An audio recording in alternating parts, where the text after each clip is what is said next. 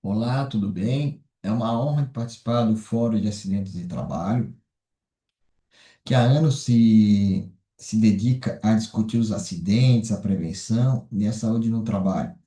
Bom, primeiramente eu vou me apresentar. Eu sou o José Renato Alves Schmidt, sou servidor da carreira da Fundacentro. A minha formação é em Engenharia Sanitária e Ambiental e fiz pós em Engenharia de Segurança do Trabalho. E fiz mestrado e doutorado na engenharia ambiental. Hoje, nós iremos falar um pouco sobre a ética, a regulação e o futuro do trabalho. As novas tecnologias que elas englobam agora no momento, né? A inteligência artificial, as nanotecnologias, a gente tem a robótica, as plataformas digitais, os sensores. Tudo isso aí está transformando profundamente o mundo do trabalho. Essas novas tecnologias, elas trazem benefícios reais, como assim, diagnósticos mais rápidos dos ambientes, deixando o ambiente mais seguro, processos mais eficientes. Só que também as novas tecnologias, elas trazem novos riscos. A gente tem as vigilâncias dos algoritmos, a precarização, os efeitos dos nanomateriais. Então, surge também os dilemas éticos sobre até onde essa tecnologia ela pode decidir sobre a vida profissional de alguém.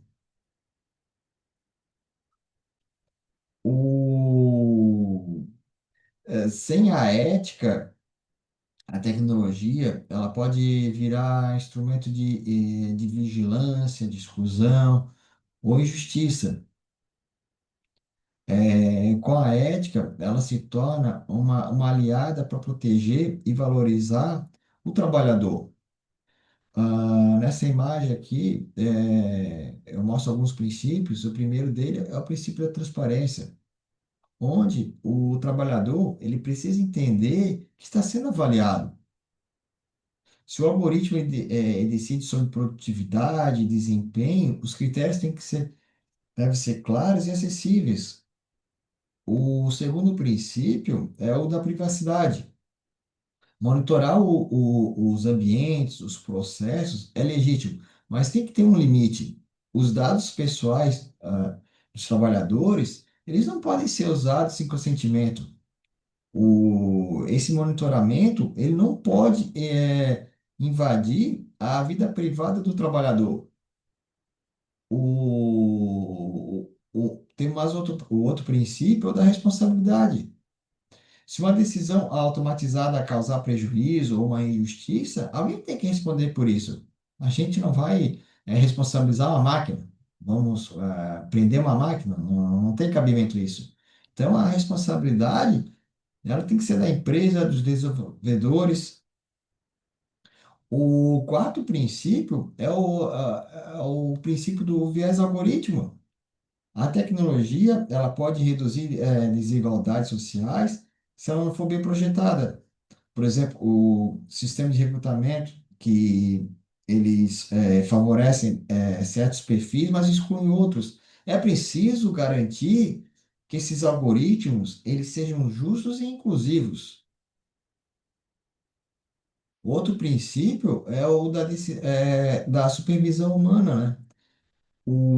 Decisões críticas envolvendo contratação ou demissão, avaliação de desempenho, não pode ser deixado apenas para a máquina decide tudo. O controle humano, ele é indispensável para garantir a justiça e a dignidade. Outro princípio é o da participação dos trabalhadores. Os trabalhadores eles têm que participar dessa implementação tecnológica, tem que ser ouvido. As decisões não podem ser apenas corporativa. A governança tecnológica tem que ser democrática. A Unesco ela define a ética da inteligência artificial como uma bússola normativa. ela deve garantir que a tecnologia trabalhe para o bem da humanidade, respeitando a dignidade e direitos fundamentais. Daí ela propôs alguns princípios globais sobre o uso ético da inteligência artificial, que são eles a dignidade humana, a justiça, a inclusão, a transparência, a responsabilidade e a supervisão humana, né? Então, assim, a lógica central, ela é simples. A tecnologia, ela deve servir as pessoas e não transformar pessoas em instrumentos da tecnologia. E isso é extremamente importante para a nossa área de saúde e segurança do trabalho. Porque a proteção da saúde e dignidade humana, ela deve permanecer no centro das decisões. A União Europeia, ela criou o AIACT, que classifica os sistemas de inteligência artificial de acordo com o risco que representa para os direitos humanos e para a segurança. Nós temos o risco inaceitável, que a regra é bem simples, é proibido. Daí aqui, por exemplo, a gente tem as práticas como manipulação subliminar, exploração de vulnerabilidades, o reconhecimento facial em tempo real em espaços públicos, sistema de social scoring que classifica as pessoas, né? Então, todos esses usos, eles são considerados incompatíveis com a dignidade humana. Já no nível de alto risco, a regulação ela é rigorosa. Daí isso inclui sistemas usados em infraestrutura crítica, né? Saúde, justiça, os veículos autônomos. Então, nesses casos, a lei exige que tenha transparência, auditoria, supervisão humana, porque o impacto sobre a vida das pessoas é direto. Já no risco, no nível de risco limitado, que tem, por exemplo, os chatbots, os deepfakes, o atendimento automatizado, é obrigação informar que se trata de IA, ou seja, não é proibido, mas precisa de uma transparência que o usuário saiba com quem com quem está interagindo. E no nível de risco mínimo, como, por exemplo, os filtros de spam, sistema de recomendação, a regulação já é leve. Ela é baseada em boas práticas voluntárias. Então, a lógica ela é proporcional. Quanto maior o impacto sobre os direitos e segurança, maior é o controle e a obrigação da transparência.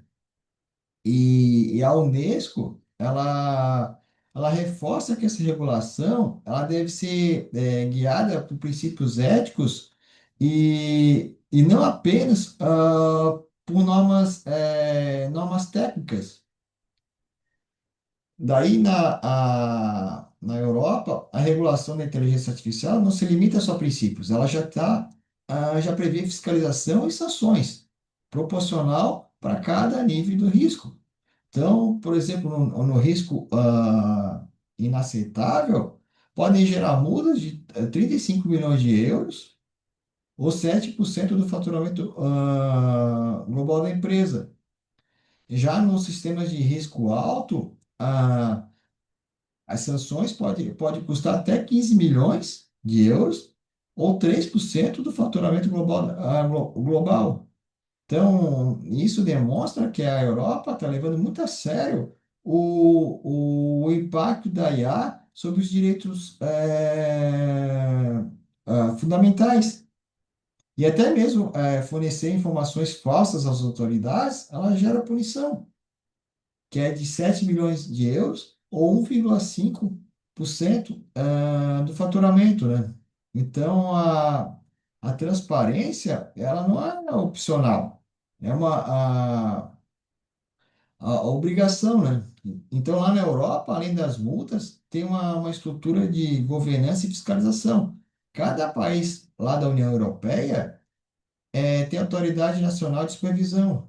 Então, existe um comitê europeu de inteligência artificial para coordenar essa política, né? E daí tem um banco de dados centralizados para registrar sistemas de alto risco. Então, esses sistemas, eles passam para auditoria e monitoramento pós-mercado, né? E podem até ser retirados compulsoriamente do mercado europeu, se não forem cumpridas as regras. No Brasil, já existe uma PL, que é o projeto de lei, número 2.338, de 23, que é para regular a inteligência artificial. Então, ela traz fundamentos importantes como a proteção dos direitos fundamentais, a centralidade da pessoa humana e o compromisso com o desenvolvimento tecnológico responsável. Ou seja, a tecnologia deve servir às pessoas e não ao contrário. Esse projeto de lei, ele identifica sistemas de alto risco, exatamente como a gente viu no modelo anterior europeu. Entre eles, estão o recrutamento e seleção, a gestão laboral, o crédito à saúde. Então, isso mostra que quem fez a lei, né, o projeto de lei, reconhece que nessas áreas tem impacto direto à vida e à dignidade das pessoas. Nesse projeto, também tem garantias específicas para os direitos dos trabalhadores. O empregado, ele deve, ele deve ser informado quando é que a IA está sendo usada para avaliá-lo.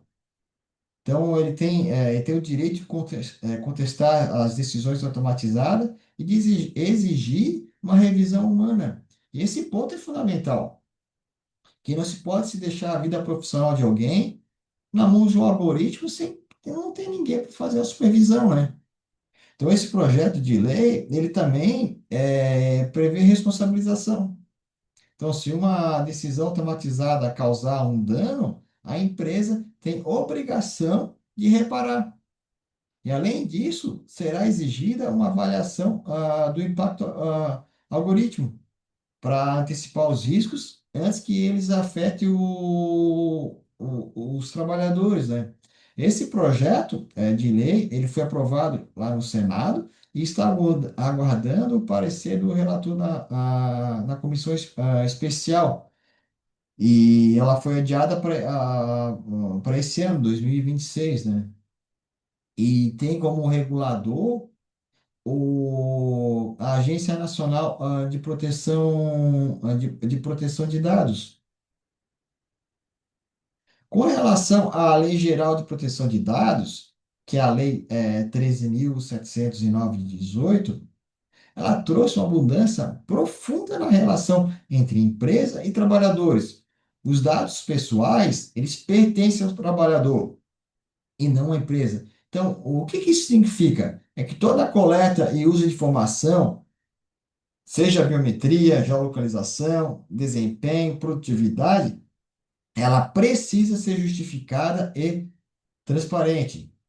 Essa lei, ela exige que o monitoramento ele siga três princípios: a finalidade, ou seja, o motivo legítimo da coleta, a necessidade, que limita o uso apenas ao essencial, e a transparência, que garanta que o trabalhador saiba que os seus dados estão sendo tratados. E em 2026, o Brasil ele deu um passo importante que ele publicou a Lei 13.352, que daí fortaleceu a fiscalização em transformar a ANPD em uma autarquia especial. Então, essa autarquia, ela agora ela tem mais poderes e tem para fazer, para fiscalizar, né? E garantir que as empresas, os órgãos públicos, respeitem a privacidade e os direitos digitais dos cidadãos.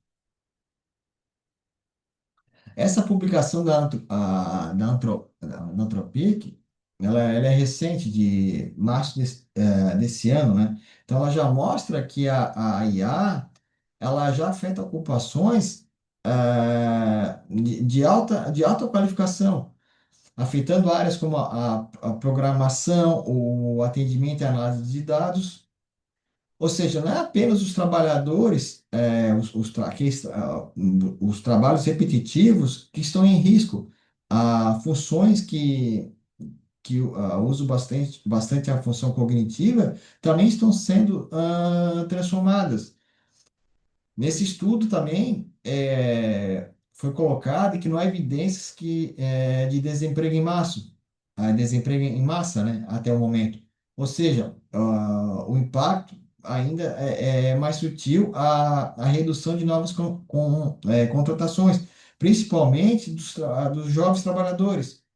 Então, isso significa que a inteligência artificial ela não está eliminando os empregos existentes. Ela está, sim, diminuindo a entrada de novos profissionais em determinadas áreas, né? O estudo, ele também mostra que existe uma grande distância entre o potencial das IA e a sua adoção real, que muitas empresas falam sobre automação, mas poucas conseguem implementar em larga escala.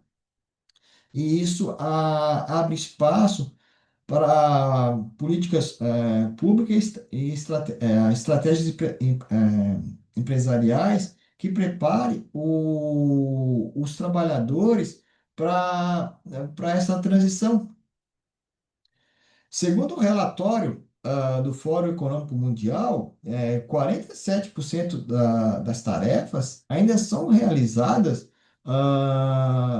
pelos humanos, e as máquinas já respondem por 22% e cerca de 30% das atividades dependem da colaboração humano-máquina.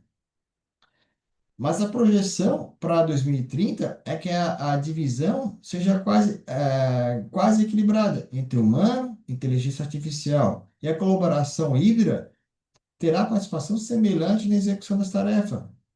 Isso significa que o futuro do trabalho não será dominado apenas por máquinas, nem por pessoas, né? Será um futuro de parceria em que a produtividade e a inovação ela dependerão da capacidade de integrar as competências humanas, como a criatividade, a empatia, com a eficiência das tecnologias digitais. Agora eu mostro aqui uma série de projetos de lei que foram tudo arquivado e eles tratam das nanotecnologias. Então, envolvendo a nanotecnologia, nós estamos num pior caso, porque não temos nada. A gente não tem uma norma regulamentadora que fala de nano. Na CLT não tem nada. A legislação trabalhista também não tem nada. Então, estamos numa lacuna. Só que isso significa que a gente não tem uma proteção jurídica, porque o Brasil é cheio de leis. Então, a gente tem vários instrumentos que podem ser aplicados, como a Constituição Federal. Nós temos as próprias NR que não cita a nano, mas os nanomateriais é química.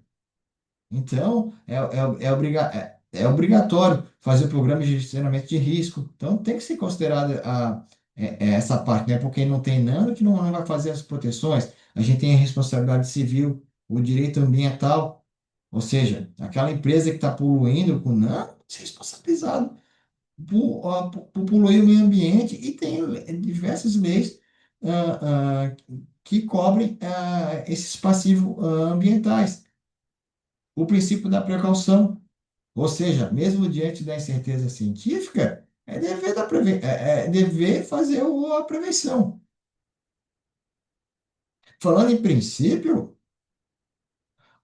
essa publicação ela fala de alguns princípios fundamentais para a nanotecnologia, como a precaução que eu falei agora, tem o princípio da transparência, da responsabilidade, o da prevenção. Então, todos os princípios, eles têm que ser usados na gestão da nanotecnologia.